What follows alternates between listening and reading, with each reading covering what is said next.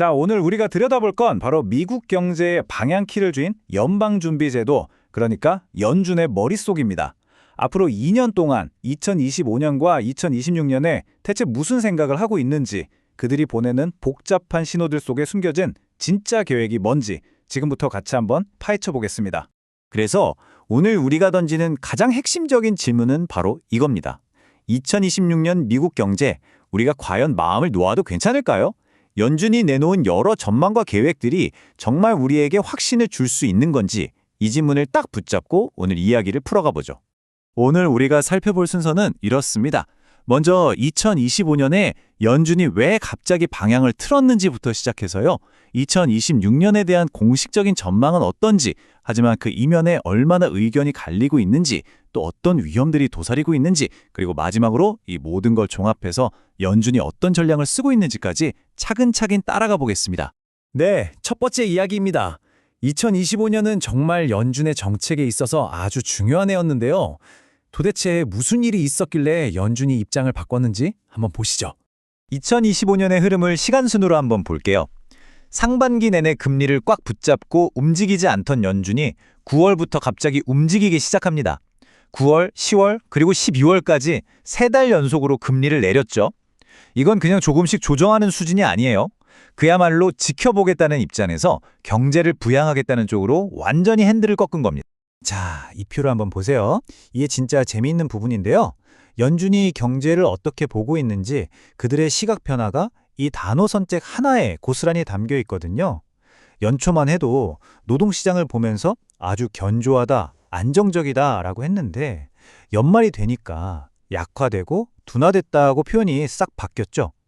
반대로 인플레이션은 상당히 완화됐다고 안심하는 듯 하더니 끝에는 정체되거나 오히려 올랐다 하면서 걱정하기 시작합니다. 바로 이 단어들의 변화가 연준의 고민이 깊어졌다는 가장 확실한 증거입니다. 아니, 그럼 왜 이렇게 갑자기 태도를 바꾼 걸까요? 연준이 직접 밝힌 이유가 있습니다. 바로 이 문장, 위험의 균형이 변했다. 이게 모든 걸 설명하는 핵심 키워드예요. 2025년 하반기 연준의 모든 결정을 움직인 단 하나의 이유, 바로 이겁니다. 그러니까 위험의 균형을 변했다는 게 무슨 뜻이냐면요. 예전에는 물가 잡는 게 제일 급한 불이었는데 이제는 혹시라도 일자리가 줄어드는 게 더 큰 위험이라고 판단하기 시작했다는 거죠. 우선순위가 바뀐 겁니다. 인플레이션에서 고용시장으로요. 그래서 금리를 내리기 시작한 겁니다. 자, 그럼 이런 정책 변화가 2020년 전망에는 어떻게 반영됐을까요? 이제부터는 구체적인 숫자를 가지고 한번 미래를 들여다보겠습니다. 연준이 내놓은 2026년 GDP 성장률 전망치의 중간값입니다. 2.3%. 그냥 보면 뭐 그럴 수 있겠다 싶은 숫자지만요. 사실 여기에는 꽤나 긍정적인 메시지가 숨어 있습니다. 왜냐하면요. 보통 전문가들이 생각하는 미국의 장기적인 평균 성장률이 1.8% 정도거든요. 그런데 그것보다 훨씬 높은 2.3%를 전망했다는 건 우리는 경기 침체 같은 건 오지 않을 거라고 본다는 연준의 자신감을 아주 강력하게 보여주는 신호라고 할 수 있습니다. 다음은 실업률입니다. 2026년 실업률 전망치 중간값은 4.4%로 제시됐어요.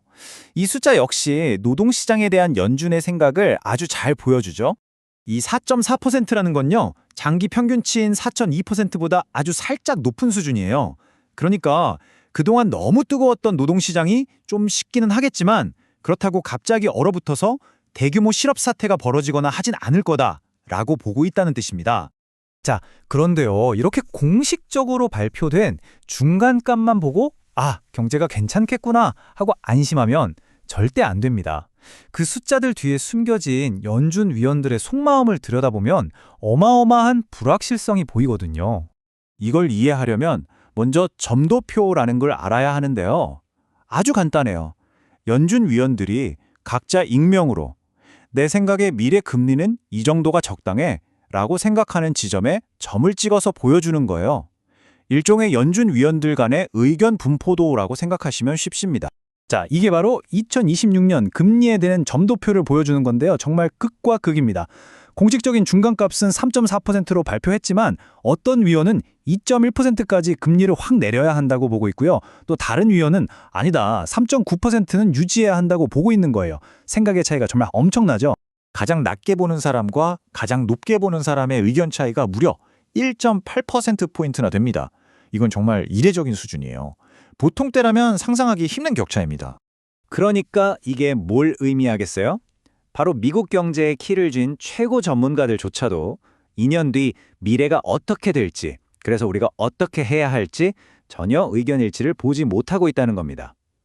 이게 바로 공식 발표 뒤에 숨겨진 진짜 현실, 높은 불확실성인 거죠. 아니, 도대체 뭐가 그렇게 불확실하길래 이렇게까지 의견이 갈리는 걸까요?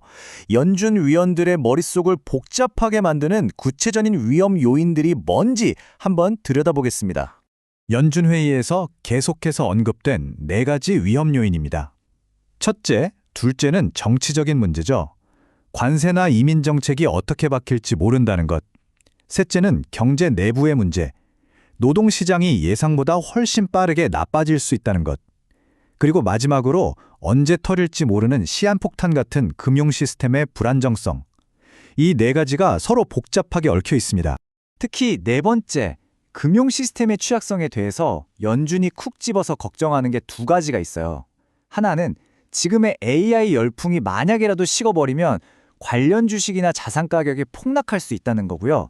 또 다른 하나는 은행처럼 정부의 감시를 제대로 받지 않는 사모 신용시장, 이른바 그림자 금융에서 문제가 터질 수 있다는 겁니다. 자, 그럼 이제 마지막으로 이 모든 복잡한 상황 속에서 연준이 과연 어떤 전략을 가지고 있는지 그들의 계획을 정리하면서 오늘 이야기를 마무리해 보겠습니다. 이게 바로 지금 연준의 전략을 한 장으로 요약한 겁니다. 한마디로 양쪽을 다 대비하는 줄타기 전략이죠. 아주 유연하게 철저히 데이터만 보고 움직이겠다는 거예요. 만약에 인플레이션이 다시 꿈틀거리면 금리 인하를 멈추거나 속도를 늦추는 브레이크를 밟을 거고요. 반대로 고용 시장이 갑자기 무너지면 금리를 더 빨리 내리는 엑셀을 밟을 준비가 되어 있다는 겁니다. 이 비유가 지금 연준의 상황을 정말 기가 막히게 표현해 주는 것 같아요. 생각해 보세요. 짙은 안개가 껴서 한 치 앞도 안 보이는데 운전을 해야 하는 거예요. 그러니까 어떻게 하겠어요? 계기판, 즉 매일 발표되는 경제 데이터만 뚫어져라 쳐다보면서 한 발은 엑셀에 다른 한 발은 브레이크에 딱 올려놓고 언제든 밟을 준비를 하고 있는 거죠. 정말 아슬아슬한 줄타기 운전인 셈입니다. 보신 것처럼 경제의 방향을 결정하는 연준조차도 이렇게 짙은 안개 속을 걷고 있습니다. 상황이 이렇다면 이 거대한 불확실성의 시대 앞에서 우리 각자는 어떤 계획을 세우고 어떤 준비를 해야 할까요? 이 질문을 여러분께 남기면서 오늘 분석을 마무리하겠습니다. 감사합니다.